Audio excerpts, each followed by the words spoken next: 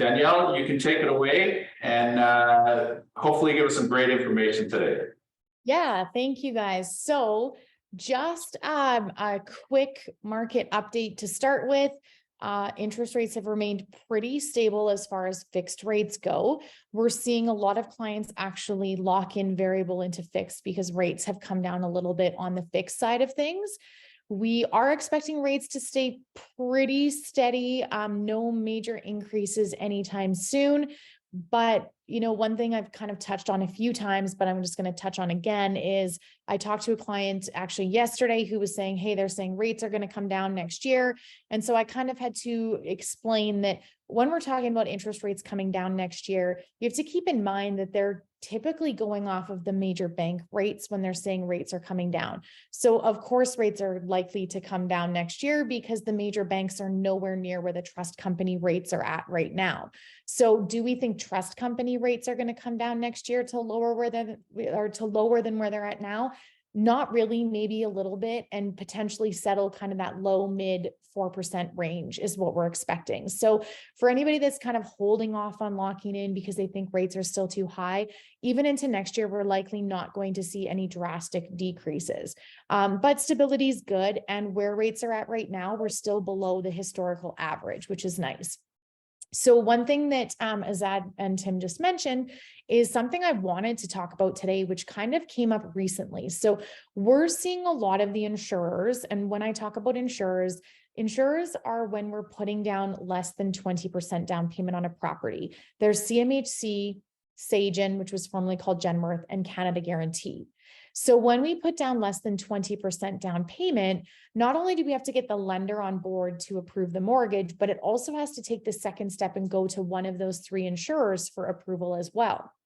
So recently, what we've seen with a few clients is the insurers are tightening up a bit on what they call recent mortgage uptake. So they're pushing back on people who are purchasing too many properties in a short period of time. So this specific client had purchased 3 properties within a year and a half.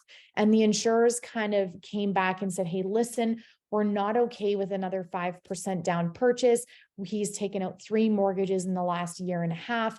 That's a lot of mortgage uptake in a short period of time.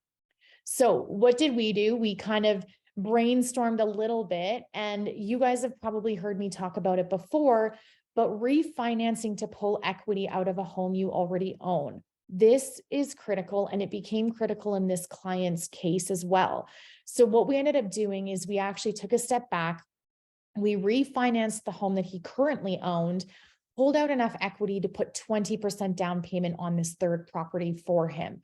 So he didn't lose out on the investment property. He's still borrowing and leveraging the bank's money, but we were able to access the equity by refinancing first and then taking that and putting 20% down. That meant we could avoid the insurers and their concerns of mortgage uptake. We got the refinance approved within 2 days, got the mortgage approved, and we met all conditions in the required timeline when we came up with this plan B. So moral of the story, and kind of the point of my story is, when I'm talking to clients about refinancing their home to access equity, we really want to be doing that before we start purchasing multiple properties down the road. And the reason is because sometimes it's harder to qualify for a refinance because of the way they calculate the ratios internally.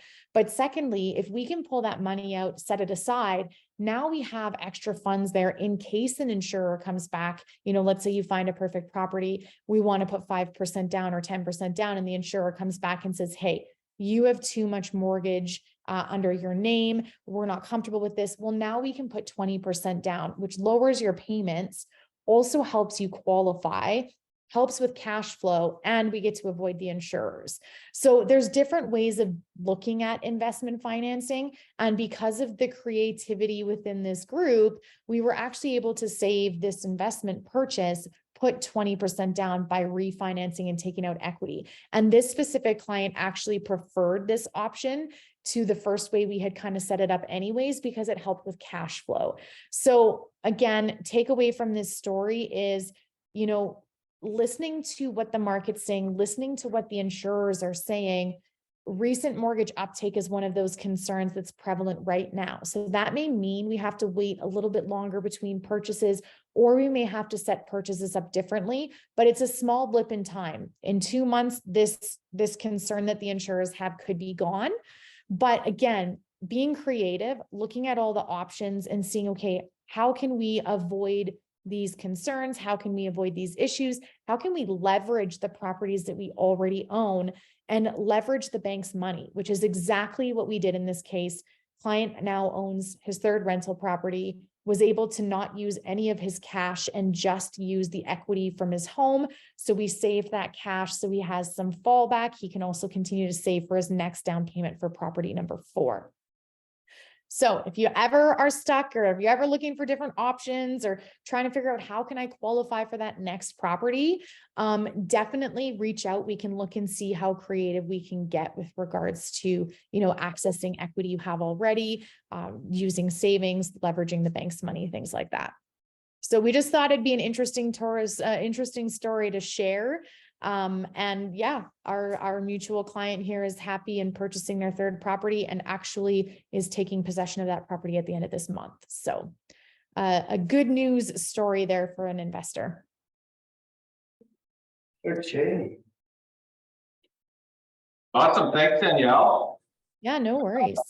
If any of you have any questions for Danielle, just put them in the chat and she'll be sticking around for a little while. She'll be able to answer your questions in the chat there. If you have any really, really complex questions, just take down her email address here. She'd be more than happy to help you out with whatever your mortgage needs are.